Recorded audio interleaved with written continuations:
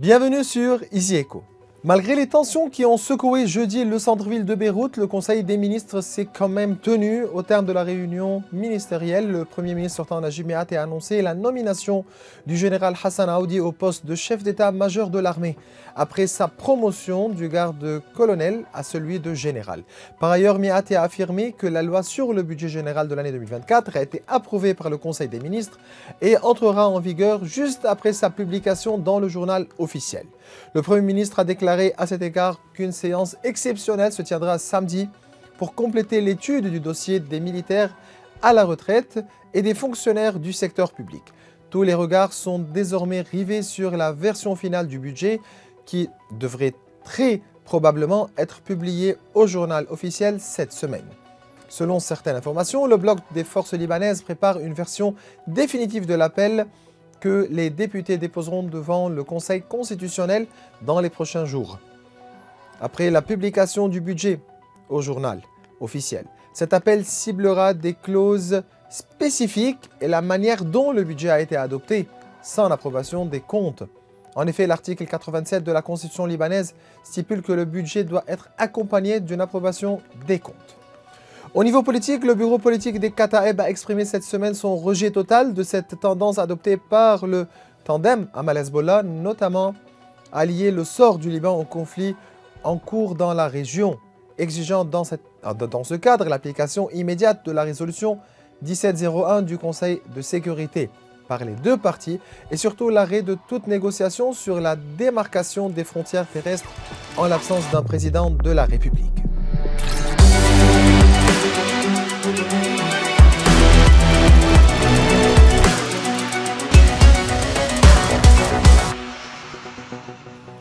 Durant cet épisode, nous nous pencherons sur le budget 2024 et sur les derniers développements politiques et économiques avec le député du Kataeb, Dr Salim Saïg, en première partie de cette émission. Et par la suite, nous allons recevoir le chercheur en économie et en finance, professeur Jassem Aja. Je commence directement avec vous.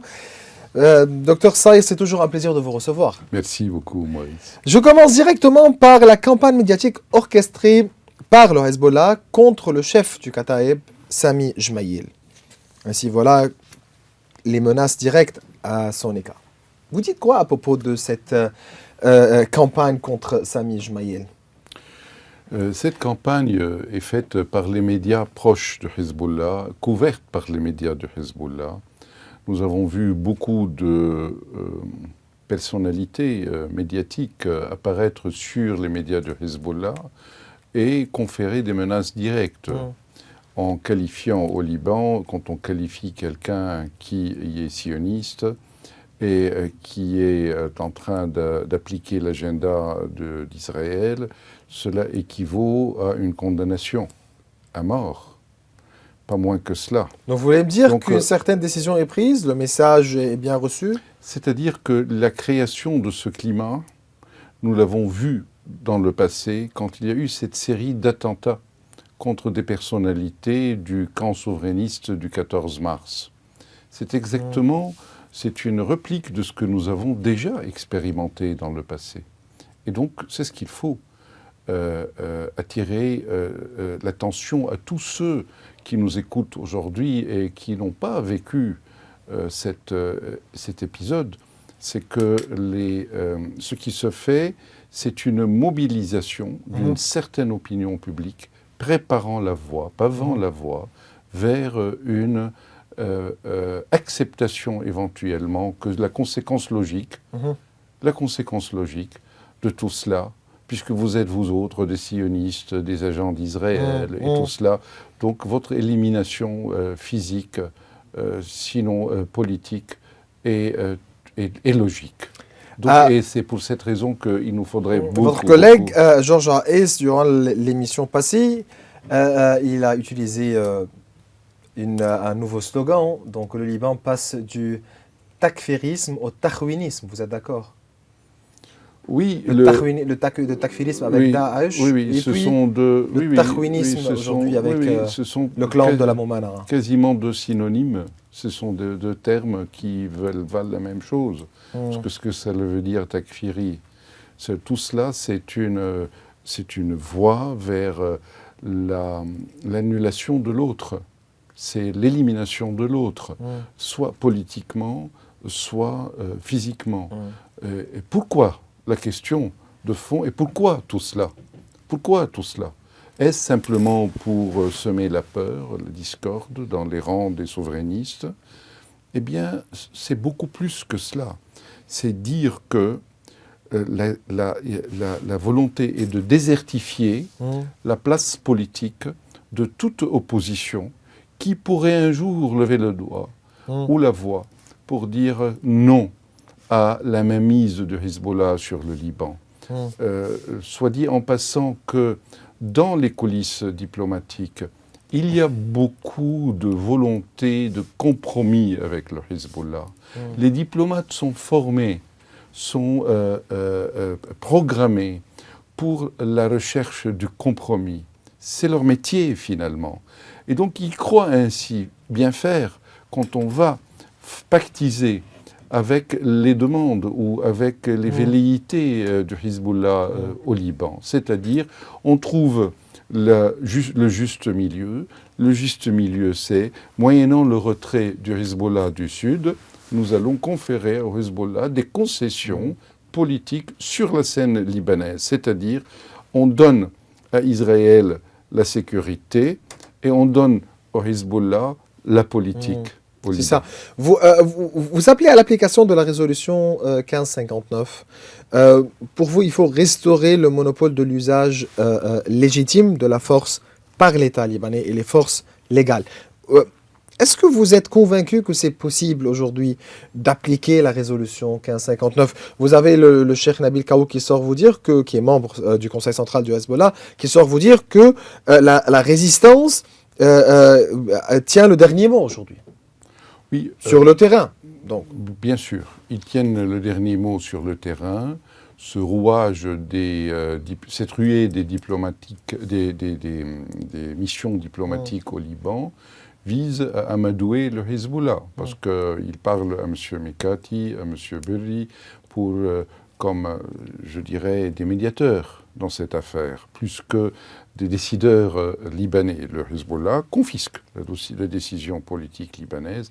C'est à lui que revient le dernier mot quand il s'agit de paix ou de guerre au Liban. Donc, bien sûr, si la guerre continuera ad vitam aeternam, il est évident qu'il serait illusoire de demander le désarmement de Hezbollah.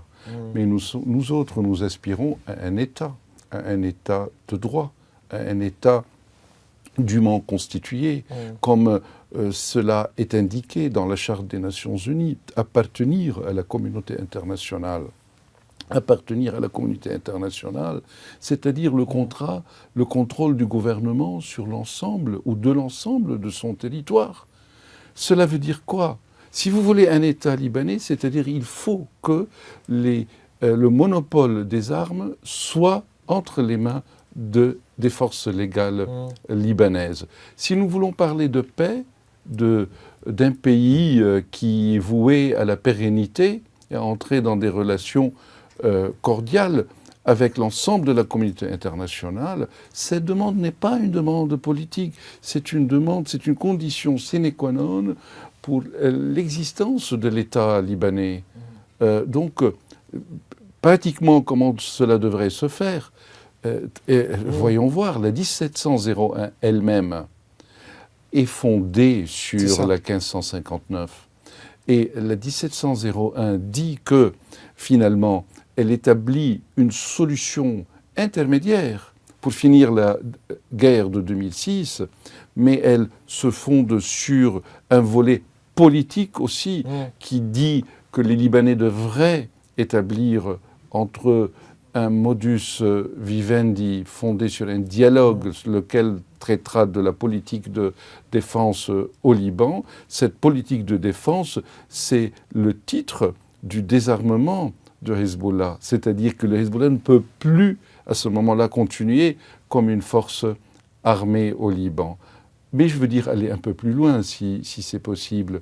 C'est que s'il y a une solution politique demain avec les Palestiniens, ces armes de Hezbollah qui visent à annihiler Israël, à effacer Israël de la carte, n'est-ce pas, ces armes seront obsolètes, n'auront plus de mission, de Mais fonction. ils vont toujours trouver une certaine cause pour pouvoir conserver cette arme. Mais à ce moment-là, nous sommes à ce moment-là en train de remettre en cause tout le modus... Tous les arguments présentés. Tout le modus vivendi, toute cette volonté de vivre ensemble. Nous ne voulons pas, nous autres, vivre otages de ces armes. Nous sommes nés libres et nous allons rester libres. Et donc tout ce pacte national, à ce moment-là, sera mis à l'épreuve.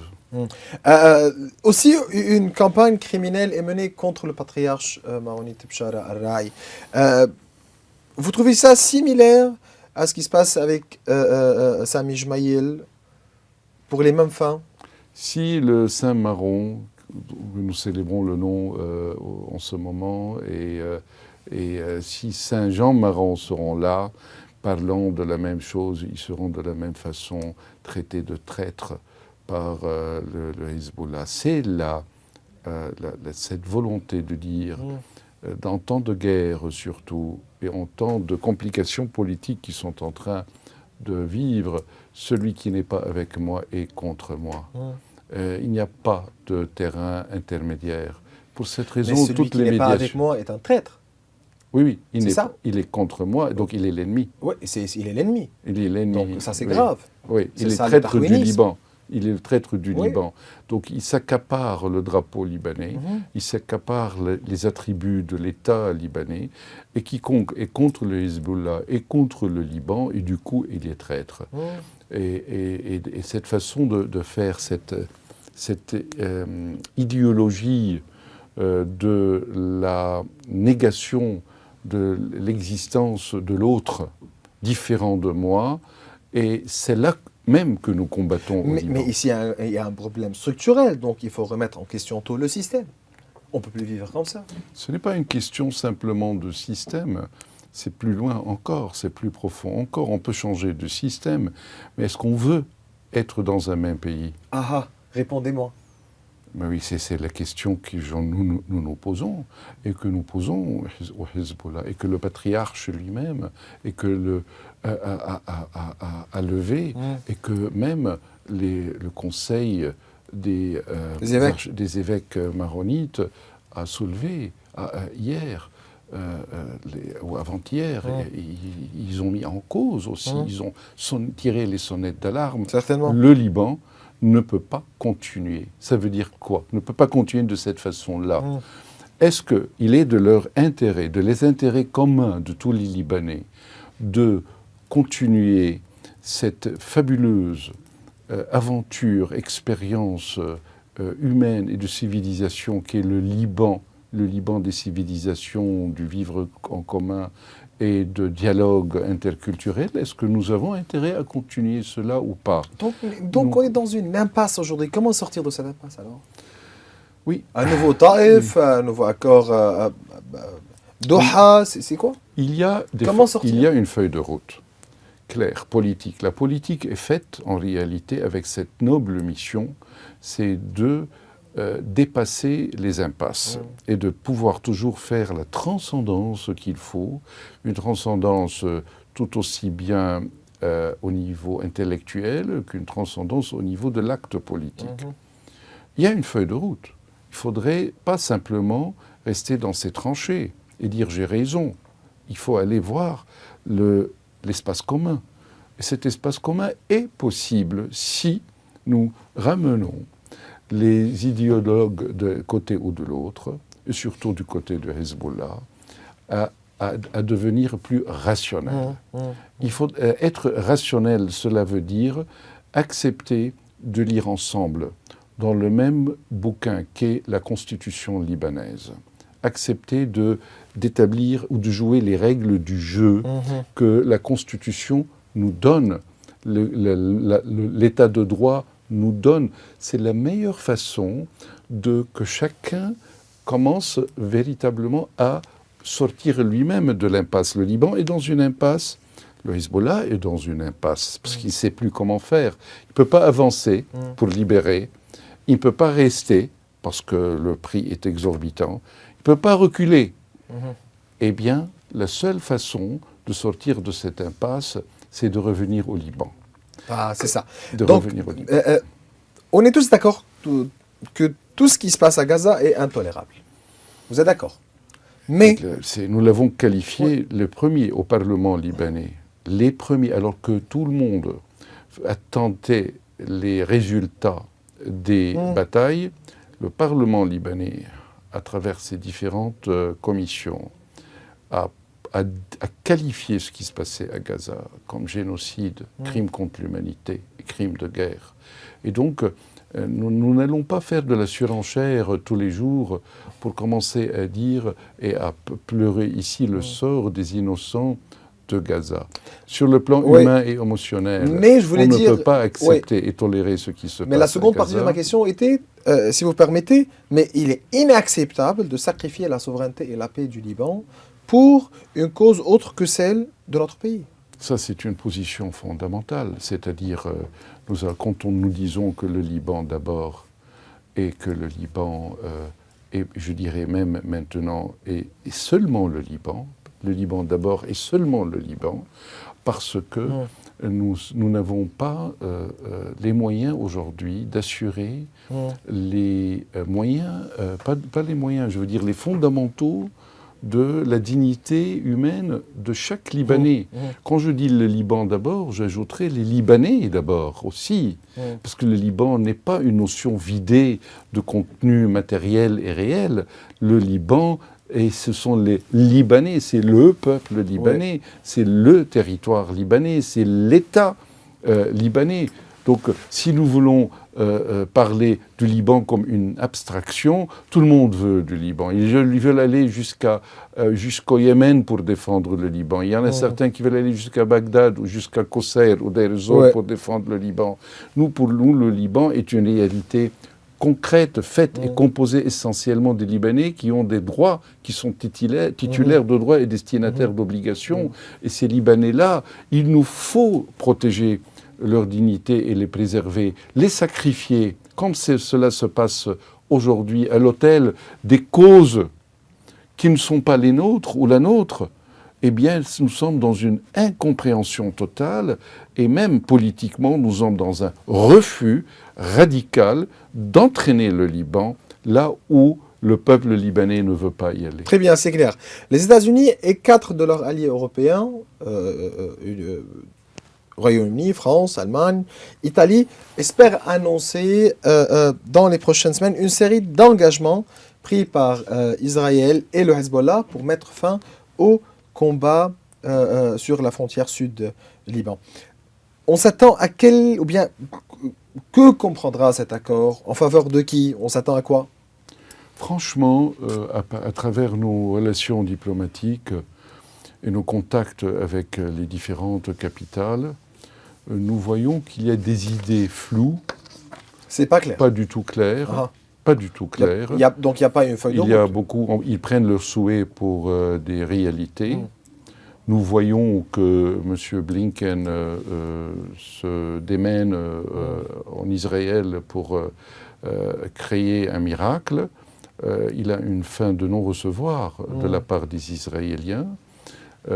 Il pense encore diplomatie, les capitales pensent encore diplomatie, alors que l'un et l'autre, que ce soit les Palestiniens, le Hamas notamment, et Israël, jouent de leur devenir, de leur sort.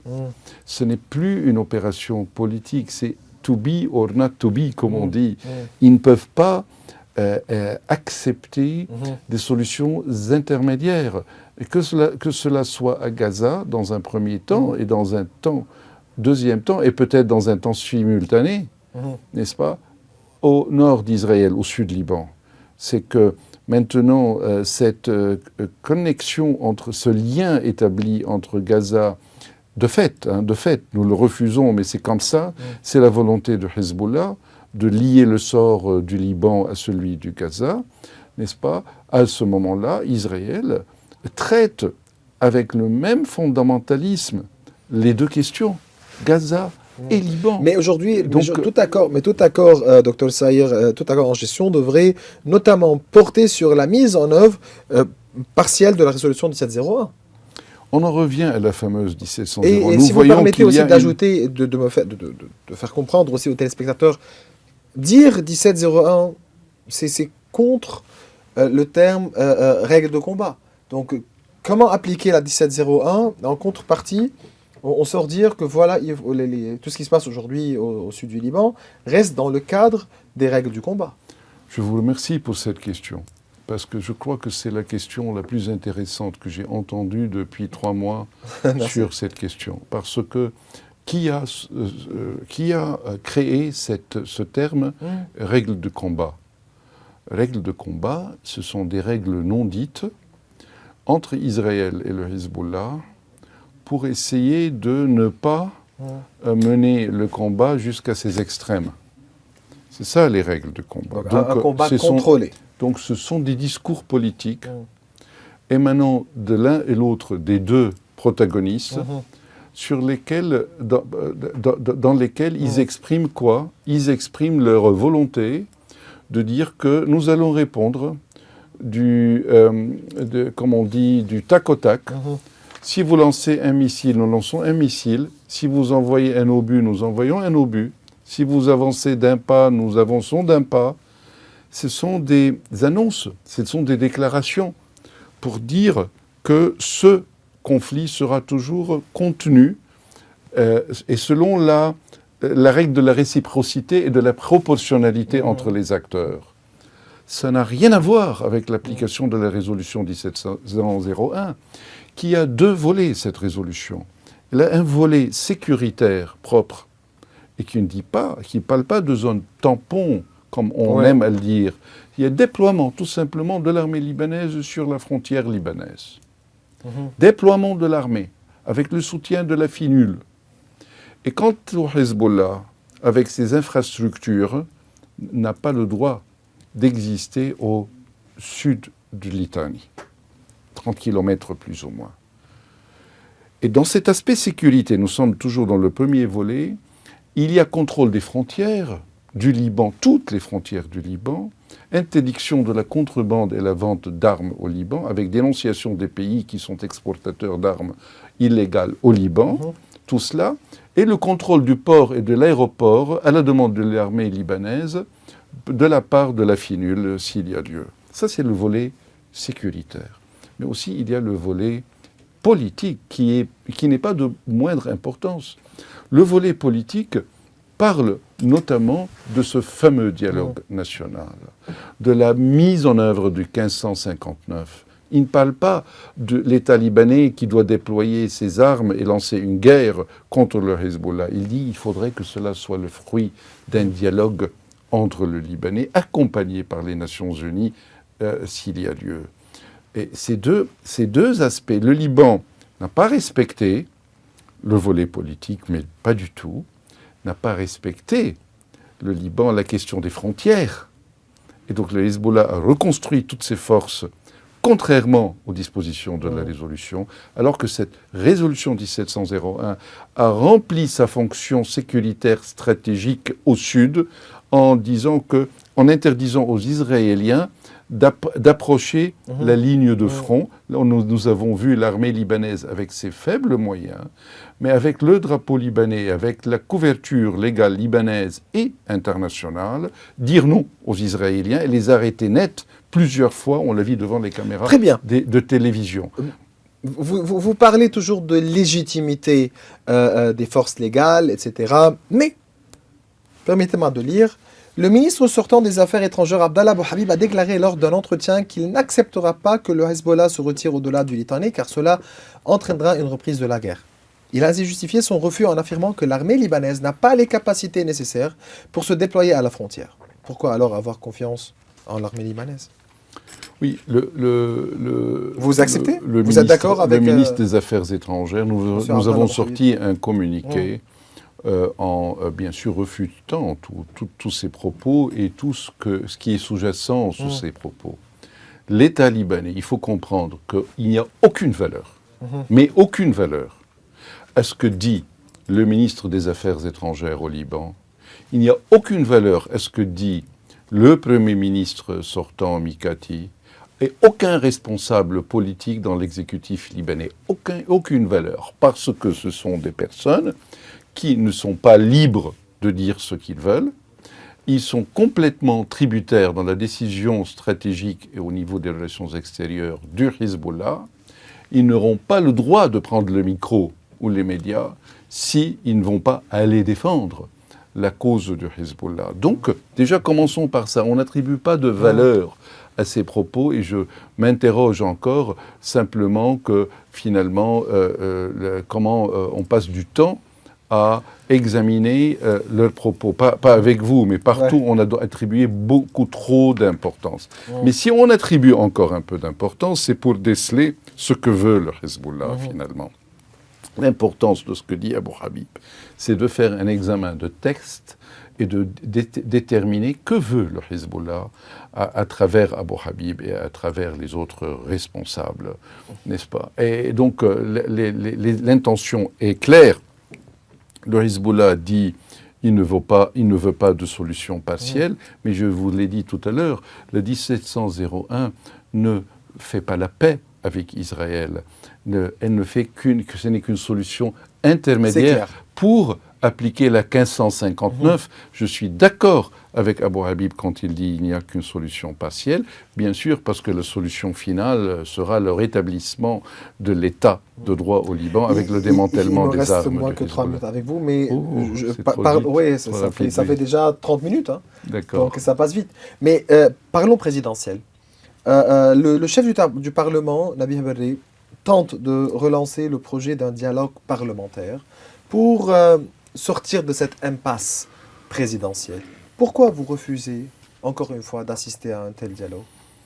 Il s'agit de consultations en ce moment, c'est ça le terme qu'on utilise, al-mushawarat, les consultations.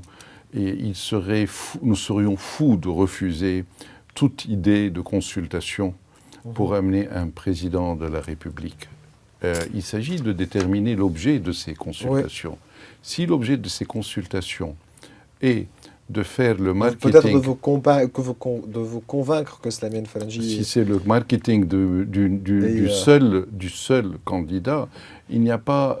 c'est une perte de temps. Mais s'il y a déjà un accord de principe, et ça c'est très important ce que je vais vous dire, s'il y a un accord de principe, annoncé, déclaré, que nous serions prêts aussi à aller vers un candidat consensuel, à ce moment-là, nous allons comprendre que les lignes ont commencé à bouger et que finalement, bien sûr, nous ne pouvons que retrouver les autres à mi-chemin.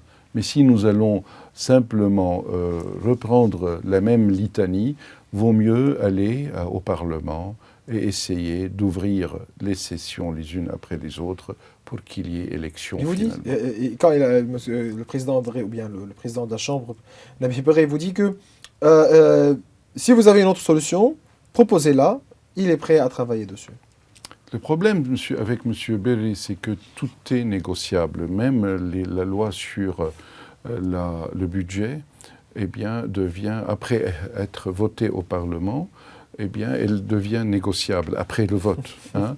Donc c'est ironique. Tout est négociable. La Constitution est négociable. Son métier, sa fonction lui impose d'ouvrir le Parlement, de conduire les élections. Après, c'est au bloc parlementaire entre eux, et c'est la démocratie, de voir ce qu'ils peuvent faire entre une séance et une autre. On fait une élection, rien ne lui interdit, et c'est ce que je propose, qu'on aille faire ce qu'on peut faire la première séance. Après, on prend une pause, on va aller discuter entre nous. Personne ne peut nous diriger dans cela. Nous sommes des gens majeurs et vaccinés et nous savons très bien parler. On se parle tous les jours dans les commissions parlementaires. Et ensuite aller à la prochaine séance pour essayer de voir. Et la suivante. Ceux qui ne veulent pas, c'est d'aller vers l'incertitude. Ce sont des gens qui réfléchissent comme s'il y a une guerre permanente même avec les autres Libanais. Et donc, ils veulent s'assurer du résultat avant d'enclencher un processus. Alors, nous autres, en démocratie, nous croyons à la liberté de choix et la capacité de changement d'avis aussi, si nous sommes persuadés par d'autres arguments. Ma dernière question, 30 secondes, vous dites quoi à propos du retour possible à la vie politique de l'ancien Premier ministre Saad al-Hariri? Oui, Saad al-Hariri a décidé de sortir de la vie politique. Il y a beaucoup de gens au Liban qui l'aiment, qui le soutiennent. Il est évident qu'il est héritier d'un grand patrimoine. C'est un patrimoine moral, beaucoup plus qu'un patrimoine matériel. Et donc ce patrimoine, avec celui de son père et aussi de ce qu'il a fait, ce patrimoine ne peut pas être oublié de sitôt par les Libanais, surtout qu'il n'y a pas eu le temps encore de former d'autres composantes issues du clan sunnite national, je dirais, qui pourraient remplacer ce vacuum. Il faut laisser la place au Liban, et le Liban doit avoir la place à des personnalités comme Saad al-Hariri pour revenir à la scène politique. Ceci étant dit, moi je me pose la question finalement sur la réforme politique, sur les leçons du 17 octobre, si les gens, les partis politiques ou autres ont fait une véritable révision de leur performance politique, parce que si nous allons toujours reprendre les mêmes, c'est ce que nous voyons souvent au Parlement, on reprend les mêmes et on recommence. Ce n'est pas comme ça que l'avenir du Liban sera construit. Docteur Salim Saïr, c'était un plaisir de vous recevoir. Merci Maurice. Durant cette seconde partie de notre épisode, j'ai le plaisir de recevoir professeur Jassem Hajia. Vous êtes professeur d'économie à l'Université libanaise. Merci de m'avoir reçu. Donc, directement, budget 2024 est un budget d'impôt par excellence. On s'attend à un déficit, même si notre gouvernement et notre Parlement ont sorti dire que non, nous allons atteindre un déficit égal à 0. On s'attend à un déficit certainement. Et comment le gouvernement va être capable de financer ce déficit? Alors, il y a vraiment une difficulté majeure en ce qui concerne ce budget. Ce budget n'est pas un budget normal, c'est un budget comptable, purement comptable. C'est un papier comptable. C'est un papier comptable. Et je pense que le premier défi pour ce gouvernement, c'est vraiment de se conformer aux chiffres qui sont écrits là-dedans. Et à mon avis, ils ne vont pas pouvoir le faire. La raison, elle est très simple. Elle vient d'abord de tout ce qui est comme dépenses. Vous le savez très bien, plus que moi, qu'actuellement, ils sont en train de discuter avec les anciens militaires, les militaires retraités à la retraite, et puis avec les employés en fait, de l'administration. Ils sont en train de négocier la hausse de ce qu'ils appellent les aides ou la contribution de l'État. Donc, on craint une nouvelle grille de salaire. Ben justement, en fait, l'idée de base, c'est qu'il n'y a pas d'horizon clair en ce qui concerne même les dépenses. En plus, au niveau des dépenses, je pense que vous l'avez mentionné avant, c'est que l'électricité n'est pas incluse là-dedans. Donc les dépenses de l'électricité ne sont pas incluses. Même le contrat avec l'Irak pour acheter Justement, ils sont en train de le les mettre... carburants. Justement, ils sont en train de le mettre sur les comptes de la BDL. C'est comme s'ils sont en train de refaire un financement par le biais de la BDL, mais sans le dire à haute voix. Donc c'est impossible d'aboutir à un zéro déficit. Au moins, en ce qui concerne les dépenses, c'est presque impossible. Mais aussi, en plus que ça, au niveau de tout ce qui est revenu, on le sait très bien, donc ce budget favorise l'économie informelle, donc au prix ou aux dépens de l'économie formelle. Donc je pense que c'est très difficile de soutenir un déficit zéro. Je crois que c'est purement au papier, en fait, ce déficit. Les modifications fiscales, 76 articles sur 96. Donc cela va peser sur l'activité économique, on s'attend pas. Justement, c'est une très bonne remarque. Je crois que le fait de mettre tant d'impôts et tant de devises en ce qui concerne les activités économiques, je pense que ça va accabler d'une façon ou d'une autre l'économie formelle. Et ça, ça va en fait... Ça vient en faveur de l'économie parallèle. Justement, en fait, et en plus que l'économie informelle, c'est l'économie illégale, je dirais, ou l'économie noire qui pourrait, par le biais du cash, entrer et puis se développer d'une façon vraiment insoutenable. Aujourd'hui, il faut l'avouer, Monsieur Maurice, que nous sommes quelque part en train de vivre dans le chaos. Et ce chaos fait bénéficier un certain nombre, en fait, ou à une catégorie de la population, que ce soit par le biais d'activités illégales ou des sources d'argent, je dirais quelque part, au moins inconnues. On ne sait pas d'où est-ce que ça vient, cet argent. Donc vous voulez me dire que ce budget est un budget avec un équilibre fictif, mais seulement pour faire, ou bien pour laisser passer le temps. Mais pour laisser passer. 2 points. Pourquoi ? On achète du temps, pourquoi ? On achète du temps, en fait, jusqu'à ce qu'il y ait un changement quelque part, parce qu'ils savent que les responsables, je dirais, ils savent clairement qu'ils n'ont pas la possibilité, ni de près ni de loin, de prendre des décisions fermes et d'exécuter ces décisions. Donc, ce qu'ils sont en train de faire, c'est effectivement, donc je confirme, ils sont en train de faire passer le temps en attendant un changement au niveau régional ou international qui change la donne politique, pour qu'ils pensent que la solution économique, elle va venir avec la solution politique, et donc eux, ils n'ont qu'à exécuter, et puis voilà, basta. Je pense que c'est extrêmement dangereux, parce qu'on est en train de vivre une usure, une dégradation au niveau de la structure économique, de façon à ce qu'on a besoin vraiment de beaucoup de temps après, même voire des décennies, pour pouvoir récupérer et revenir à ce qu'on était avant 2019. Ce gouvernement a-t-il adopté la position du gouvernement, ou bien de Hassan Diab, l'ancien Premier ministre, en ce qui concerne l'annulation de la dette publique ? Oui, malheureusement, oui. Et le défenseur, ou à la limite, je dirais quelque part, l'avocat de ce projet actuellement donc, dans le gouvernement par intérim, c'est Saad Echemi, donc c'est le vice-premier ministre. Ils ont adopté exactement les mêmes positions principales, à savoir, en fait, on annule la dette. Et puis, on s'en fout après que les banques se débrouillent. Mais ils vont sortir vous dire, voilà, c'est le Fonds monétaire qui nous a demandé de faire ça. C'est pas du tout vrai, c'est du mensonge, je pense. Honnêtement, je pense que c'est du mensonge. Ils sont en train de vendre des paroles. Le FMI, et par mes propres sources, donc quelqu'un du FMI m'a confirmé que le FMI ne demande jamais de choses pareilles. Ce qu'a dit le FMI exactement, donc mot à mot, ce n'est pas juste de faire supporter la dette d'aujourd'hui, qui est une résultante donc de la corruption actuelle. Ce n'est pas juste de la faire supporter aux générations futures. Et donc, il faudrait trouver une formule pour vraiment minimiser les dégâts sur les générations futures.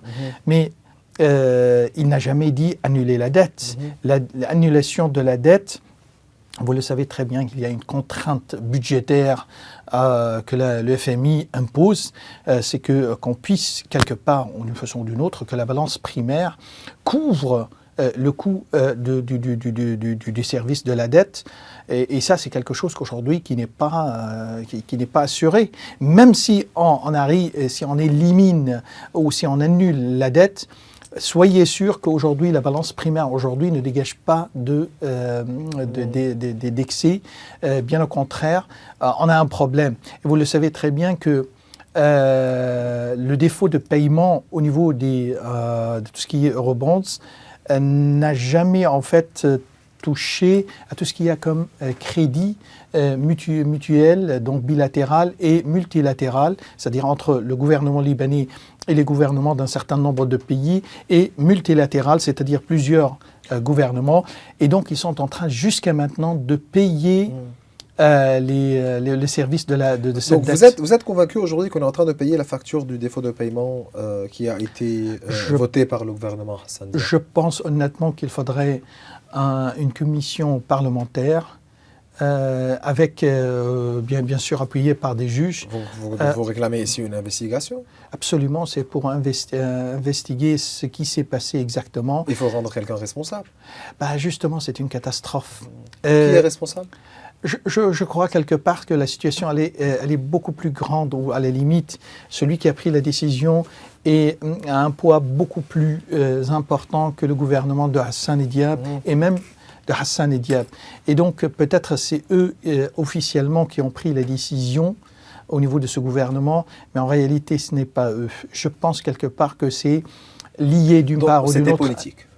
Voilà, c'est lié à un scénario politique quelque part, et puis il a exécuté. Mais puisqu'il était le Premier ministre, il faut qu'il rende des comptes à la justice. Donc vous voulez me dire ici que le défaut de paiement qui a été voté par ou bien la décision qui a été prise par le gouvernement Hassan Diab est tout à fait relié aussi à ce qui s'est passé avec les banques, et puis avec le plan soi-disant de réforme qui a été préparé par le gouvernement Hassan Diab en ce qui concerne la création de nouvelles banques, de nouvelles licences qui devaient être données à de nouvelles banques, etc. Donc c'était un circuit, c'était un plan.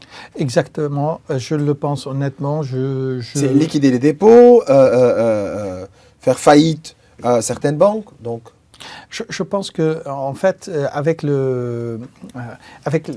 tous les indicateurs qui se trouvent aujourd'hui, en fait, qui sont à notre disponibilité, on tend à dire que c'est ça le scénario. Il y avait en fait un scénario politique. On le savait très bien que des puissances internationales poussent vraiment vers un scénario en fait de paix au Proche-Orient. Et puis en même temps, on ne peut pas plier le Liban que par le biais de l'affaiblissement économique. Donc il fallait faire pression. Comment faire la pression? Donc le gouvernement de M. Hassan Diab a pris ça en charge et donc a fait le défaut de paiement qui était le dernier source de financement en dollars du gouvernement libanais. Et puis en même temps, donc, il y a une manne pétrolière qui se trouve sous l'eau de mer en face du Liban. Et donc je crois d'une façon ou d'une autre que ils ont fait un scénario économique qui servirait d'une façon ou d'une autre le scénario politique voulu.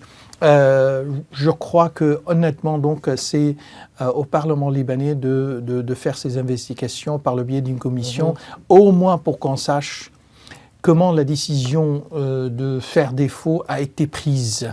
Je doute fort que le Premier ministre ou même son gouvernement avaient les moyens à eux seuls de prendre cette décision. Revenons au budget 2024. Ça veut dire quoi approuver un budget sans compte approuvé? Vous le savez. C'est contre la Constitution. Exactement, très bien. C'est vraiment ça. C'est une violation donc de la Constitution et c'est une violation du règlement interne du Parlement.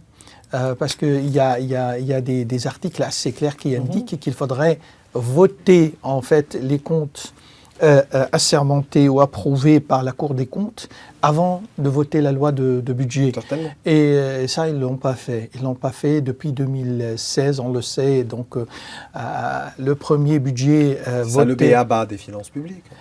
Justement, en fait, comment confirmer que les chiffres qui figurent dans le budget de 2024, dans la loi du budget de 2024 sont corrects? Personne ne peut le prouver. Donc la Cour des comptes est faite pour ça, est faite pour au moins confirmer que les chiffres sont corrects. Je pense honnêtement, et c'est ce qui me fait peur, vous le savez, il y a un certain nombre de pays au Proche-Orient, et même en général, donc, dans tout ce qui est côté nord-africain et puis Middle East, je pense qu'il y a comme une sorte de constat que ces pays riches en ressources naturelles, que ce soit pétrole ou autre chose, mais sont vraiment alourdis par les dettes. Et on ne sait même pas d'où ces dettes sont sorties. Parfois, on parle de la corruption, ils ont volé l'argent, blablabla. Mais en réalité, je pense honnêtement, et c'est ce dont j'ai peur, que cette manne pétrolière, quelque part, va d'une façon ou d'une autre servir à financer nos dettes vers l'extérieur et pas à l'intérieur. C'est-à-dire qu'ils vont annuler la dette pour les banques Et puis, les banques, qu'ils disparaissent, c'est fini. On paye 75 millions de livres libanaises par compte et c'est fini. Donc, je pense que la situation est chaotique. Très bien. Et je crois que sans élire un président avec un gouvernement, former un gouvernement, je dirais quelque part, qui a l'intention et vraiment les compétences de diriger cette période, je pense qu'on est dans une situation. Il me reste 2 minutes, 2 questions. Quel est notre taux de change officiel? On ne le sait pas. Ah, donc on ne le sait pas parce qu'au moins dans le budget, il y a trois taux de change. Un pour les revenus, un pour les dépenses et un qui a été fait pour tout ce qui est sécurité sociale. Ça, c'est au moins c'est ce qu'on a constaté, mais il y en a bien sûr, il y en a d'autres. Donc, quel taux on va adopter? Donc, quel taux on va adopter en ce qui concerne les retraits des dépôts? Alors, aujourd'hui, par le biais des dépôts dollarisés. Aujourd'hui, par le biais donc de la circulaire 166, c'est les 15 000 qui vont être adoptés, puisqu'il n'y a pas... Mais le gouverneur de la Banque centrale, Wassim Mansouri, était clair. Hier, j'avais une longue discussion avec lui. Il m'avait dit que le taux officiel aujourd'hui publié sur le site de la BDL est de 89 500. Donc, si le gouvernement ne va pas prendre une décision en ce qui concerne le taux de change des dépôts dollarisés, ou bien les dépôts en dollars, nous, on est obligé d'appliquer la 89 500. Alors, sans contrôle des capitaux, sans réglementation, c'est catastrophique. On s'attendait en fait cette semaine à ce que le gouvernement discute de ce sujet. Ça n'a pas été fait et je pense que c'est une fuite à l'avant. Je ne pense pas qu'ils ont la possibilité d'appliquer 89 500, au moins pour 2 raisons simples. La première raison, il n'y a pas assez de livres libanaises au niveau du marché. Mais les conséquences seront catastrophiques par rapport au taux de change, à l'inflation, au taux de change. Bien sûr, c'est catastrophique. Et deuxièmement, en fait, c'est que les banques, si les banques sont obligées de revaloriser leur capital, le capital, tout ce qu'il y a comme assets and liabilities au prix de 89 500, c'est fini en fait. Donc là, ils ont massacré le secteur bancaire et ce secteur bancaire, il va faire faillite. C'est la dilution totale des capitaux. Je pense, c'est pour cette raison que je vous ai dit, il faudrait vraiment être très prudent en cette période. Et je crois que s'il n'y a pas un gouvernement avec une vraie volonté je dirais quelque part, de corriger la donne, je pense qu'on est foutu d'une façon ou d'une autre, malheureusement. C'est toujours un plaisir, professeur Aja, de vous recevoir. Bien voilà. Merci. Mes chers téléspectateurs, nous arrivons à la fin de cette émission. Vous pouvez revoir tous nos épisodes sur nos réseaux sociaux. Au revoir.